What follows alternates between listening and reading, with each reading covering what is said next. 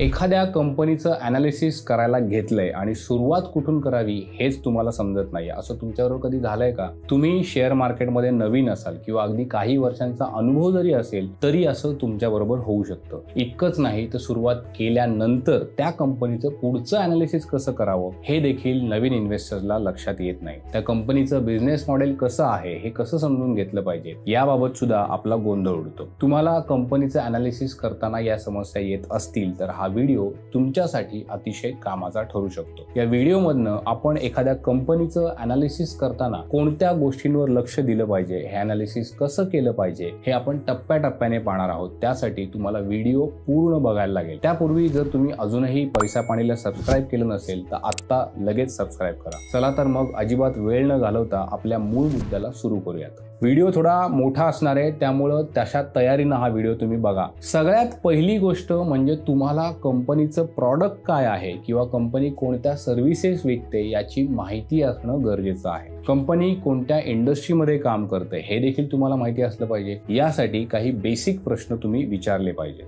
पहिला प्रश्न म्हणजे कंपनी कोणते प्रॉडक्ट अथवा कोणत्या सर्व्हिसेस विकते. हे प्रॉडक्ट बनवण्यासाठी कंपनीला काय काय करायला लागतं किंवा सर्व्हिस देण्यासाठी कंपनीला काय काय करायला लागतं. कंपनी पुरवत असलेले प्रॉडक्ट जे आहेत किंवा सर्व्हिसेस आहेत हे इतर प्रॉडक्ट सर्व्हिसेसच्या तुलनेमध्ये कसं चांगलं आहे, सरस आहे. त्यांच्या काही युनिक कॅरेक्टरिस्टिक्स आहेत का. कंपनीचे प्रॉडक्ट आणि सर्व्हिसेस कुठे वापरले जातात. या प्रश्नांची उत्तरं तुम्हाला सगळ्यात आधी मिळवावी लागतील. दुसरी गोष्ट आहे ती म्हणजे कंपनीचे कस्टमर्स. कंपनीचे कस्टमर्स कोण आहेत. कंपनीचं डिस्ट्रीब्युशन मॉडेल हे आहे ते B2B आहे की B2C आहे. नवीन कस्टमर मिळवण्यासाठी कंपनीला मोठ्या प्रमाणावर पैसा खर्च करायला लागतोय का. कंपनीचे सध्याचे जे कस्टमर्स आहेत ते कंपनी बरोबर लॉयल आहेत का. कंपनीच्या सेल्स मधील एकूण किती टक्के सेल्स हा टॉप 5 कस्टमर्स कडनं येतोय. कंपनीचे सध्याचे कस्टमर्स खुश आहेत का. त्यांच्या कंपनीबद्दलच्या प्रॉडक्ट्स किंवा सर्व्हिसेस बद्दल काही तक्रारी आहेत का. असतील तर त्या वेळोवेळी सॉल्व्ह केल्या जातात का. या प्रश्नांची उत्तरं तुम्हाला कंपनी किती प्रभावीपणे आपले प्रॉडक्ट मार्केटमध्ये मांडत आहे, लॉन्च करत आहे याची माहिती देतील. तिसरा मुद्दा आहे तो म्हणजे कंपनीचे सप्लायर्स. कंपनीचे मेजर सप्लायर्स कोण आहेत. कंपनी जर प्रॉडक्ट बनवत असेल तर त्यासाठी लागणारं रॉ मटेरियल काय आहे.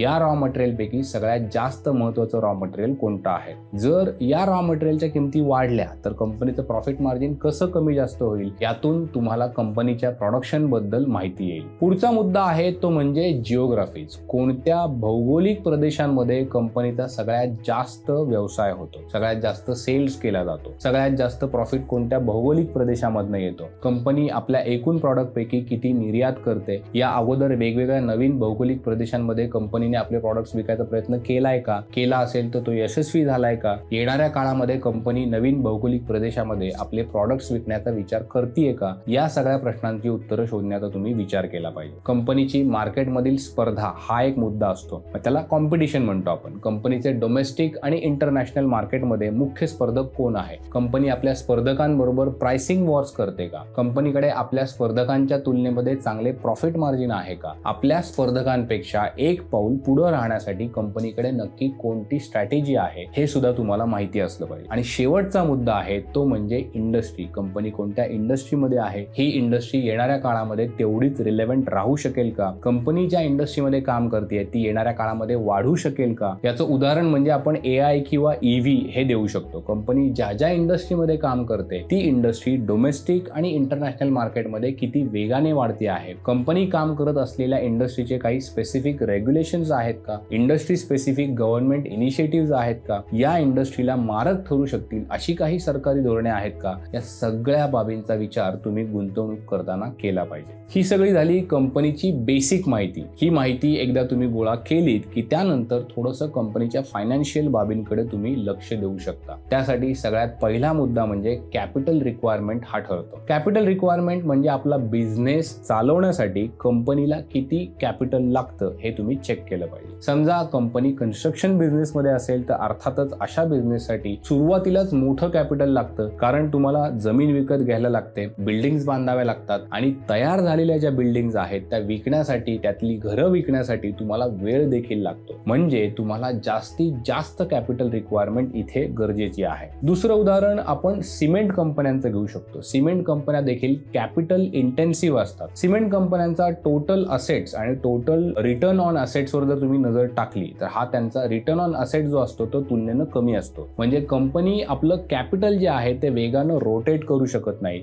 मग अशा इंडस्ट्रीमधल्या कंपन्या शोधताना जी company high return on asset generate करू शकेल अशी कंपनी तुम्ही शोधली पाहिजे. याच्या उलट म्हणजे ज्या कंपन्या IT इंडस्ट्रीमध्ये काम करतात त्या ॲसेट लाईट असतात. म्हणजे तुम्हाला एखादं सॉफ्टवेअर जर बिल्ड करायचं असेल तर तेवढ्या मोठ्या रकमेची गरज लगेच नसते. आणि आता तर आर्टिफिशियल इंटेलिजन्स आल्यानंतर त्याची किंमत भविष्यामध्ये आणखी कमी देखील होऊ शकते. म्हणून जर तुम्ही IT कंपन्यांच्या रिटर्न ऑन ॲसेट्सवर नजर टाकली तर सिमेंट कंपन्यांच्या तुलनेमध्ये IT कंपन्यांचा रिटर्न ऑन ॲसेट तुलनेनं जास्त दिसेल. म्हणून ॲसेट लाईट कंपनी जर असेल तर त्या कॅपिटल इंटेन्सिव्ह कंपन्यांपेक्षा जास्त प्रीमियमवर ट्रेड करतात. त्यामुळं एखादी कंपनीबद्दल जर तुम्ही रिसर्च करत असाल तर आधी ह्या सगळ्या प्रश्नांची उत्तरं शोधायचा प्रयत्न करा. पहिला प्रश्न आहे तो म्हणजे कंपनी कॅपिटल इंटेन्सिव्ह इंडस्ट्रीमध्ये काम करते की ॲसेट लाईट इंडस्ट्रीमध्ये काम करते. दुसरा म्हणजे कंपनी किती वेगानं आपलं कॅपिटल वापरतीये. यासाठी तुम्ही return on asset, return on capital employed म्हणजे ROC आणि 5 इयर ROC वर लक्ष देऊ शकता. तिसरा प्रश्न म्हणजे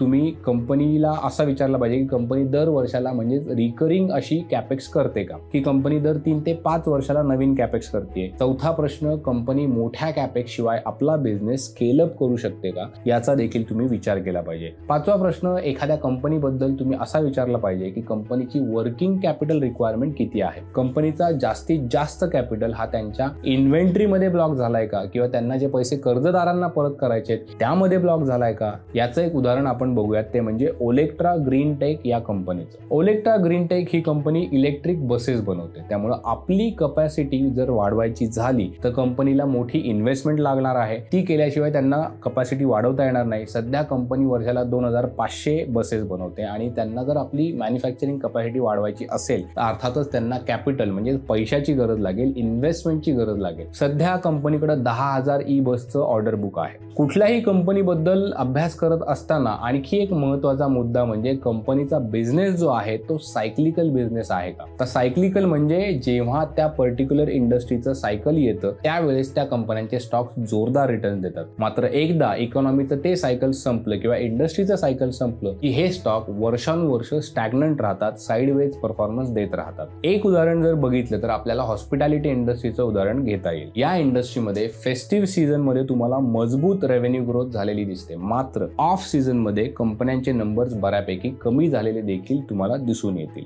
या उलट काही सेक्टर असे आहेत की ज्यामध्ये आपण FMCG घेऊ शकतो किंवा युटिलिटीज बघू शकतो, फार्मा घेऊ शकतो. हे बिझनेस सेक्टर्स जे आहेत ते नॉन सायक्लिकल आहेत. म्हणजे साधं उदाहरण जर पाहिलं तर जगात काहीही सुरू असेल तरी आपण खाण्याच्या वस्तू विकत घेणारच आहोत, औषधं विकत घेणारच आहोत, हॉस्पिटलमध्ये पेशंट जाणारच आहेत. काहीही झालं या जगामध्ये तरी तुम्हाला घरामध्ये इलेक्ट्रिसिटी लागणार आहे, गॅस लागणार आहे. म्हणून कुठल्याही कंपनीबद्दल रिसर्च करत असताना तुम्ही त्या कंपनीचा बिझनेस सायक्लिकल आहे का याचा अभ्यास केला पाहिजे. जर कंपनीचा बिझनेस सायक्लिकल असेल तर जेव्हा ऑफ सायकल असतं त्यावेळेस कंपनी आपले सेल्स वाढवण्यासाठी, आपला परफॉर्मन्स वाढवण्यासाठी काय करते याची सुद्धा तुम्ही माहिती घेतली पाहिजे. आणखी एक मुद्दा जो अतिशय महत्त्वाचा ठरतो तो म्हणजे कंपनीचा बिझनेस हा कमॉडिटी आहे की मोनोपॉली आहे याचा तुम्ही अतिशय बारीकरित्या विचार केला पाहिजे. पुन्हा एकदा उदाहरण बघूयात. ॲपल कंपनीचं उदाहरण घेऊ. ॲपल ही कंपनी मोबाईल बनवते. मोबाईल ही आता कमॉडिटी झालेली आहे. म्हणजे मोबाईल बनवणाऱ्या असंख्य कंपन्या जगामध्ये आहेत. मात्र एवढ्या कंपन्या असताना सुद्धा ॲपलच्या आयफोन बद्दल जगभरातल्या लोकांना एवढं आकर्षण काय बरं. आयफोन इतर फोनच्या तुलनेमध्ये लोकप्रिय प्रॉडक्ट का आहे की ॲपलचं मार्केटिंग हे इतर कंपन्यांच्या तुलनेमध्ये सुपिरियर आहे याचा आपण विचार केला पाहिजे. म्हणजे इन्व्हेस्टमेंटसाठी कंपनी शोधताना जरी ती कमॉडिटी कंपनी असली तरी जर इतरांच्या तुलनेमध्ये वेगळ्या प्रकारे एखादं प्रॉडक्ट ऑफरिंग ते देत असतील किंवा प्रॉफिट मार्जिन त्यांचा जास्त असेल तर अशा कंपन्या तुम्ही नक्की त्या शोधल्या पाहिजे. तर हे झालं कमॉडिटी बद्दलचं. काही कंपन्या या खरोखरच इनोव्हेशन करतात आणि म्हणून त्यांचे प्रॉडक्ट्स लोक विकत घेत असतात. यामध्ये उदाहरण देता येईल ते म्हणजे फार्मा कंपन्यांचं. फार्मा कंपन्या काय करतात तर एखादा नवीन मॉलिक्यूल मॉलिक्यूल डेव्हलप करण्यासाठी रिसर्च अँड डेव्हलपमेंटवर खर्च करतात. हा खर्च करोडो रुपयांचा असतो. जर त्यांना तो मॉलिक्यूल डेव्हलप करता आला तर ते त्यासाठी पेटंट फाईल करतात आणि त्यामुळं ते पर्टिक्युलर मेडिसिन विकण्यासाठी त्या कंपनीकडे एक्सक्लुझिव्ह राईट्स येतात. हे राईट्स एका पर्टिक्युलर टाइम फ्रेम साठी असतात. म्हणजे त्या पर्टिक्युलर टाइम फ्रेम मध्ये त्या पर्टिक्युलर मेडिसिन मध्ये त्या कंपनीची मोनोपॉली होते. जोपर्यंत ते पेटंट एक्सपायर होत नाही तोपर्यंत ती कंपनी या प्रॉडक्टची मोनोपॉली कमांड करते. आलं लक्षात? म्हणजे तुम्ही असे काही प्रश्न विचारले पाहिजेत की कंपनी कोणत्या इंडस्ट्रीमध्ये काम करते, कंपनी कमॉडिटी प्रॉडक्ट बनवते का, मोनोपॉली आहे का, इतर कंपन्यांच्या तुलनेमध्ये आपलं प्रॉडक्ट वेगळं आहे हे कसं कंपनी मांडतीये, कंपनीकडे प्राइसिंग पॉवर आहे का,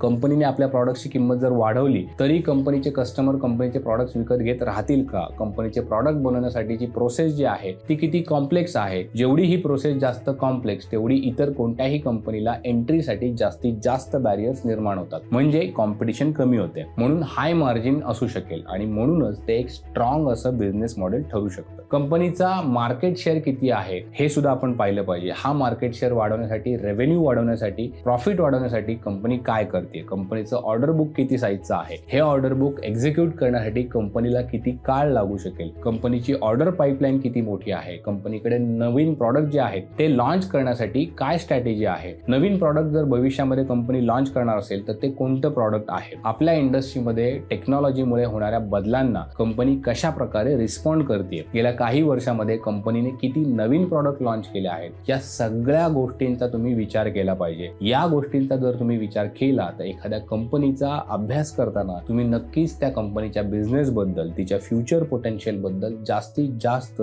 आणि चांगली माहिती गोळा करू शकाल. आता यातील सगळ्याच प्रश्नांची उत्तरं तुम्हाला स्पष्ट मिळतील असं होणार नाही. त्यासाठी तुम्हाला भरपूर रिसर्च करायला लागेल आणि हा रिसर्च तुम्ही कुठून कराल तर कंपनीचे फायनान्शियल स्टेटमेंट्स बघा, क्वार्टरली रिझल्ट्स फॉलो करा, कंपनीची अधिकृत वेबसाईट बघा, कंपनीच्या न्यूज ज्या येतात त्या तुम्ही वेगवेगळ्या सोर्सेसमधून पाहू शकता. तुम्ही कंपनीचे अॅन्युअल रिपोर्ट्स देखील वाचू शकता. तर मित्रांनो, ही होती कंपनीचं अनालिसिस करताना काय काय केलं पाहिजे याबाबतची सविस्तर माहिती. आम्ही खूप रिसर्च करून हा व्हिडिओ बनवलेला आहे, त्यामुळे तुमचा एक लाईक आम्हाला नक्कीच प्रेरणा देईल. अशी माहिती आम्ही सातत्यानं पैसा पाणीच्या माध्यमातून देत राहू. सध्यासाठी आपण इथे थांबूयात. पाहत राहा पैसा पाणी.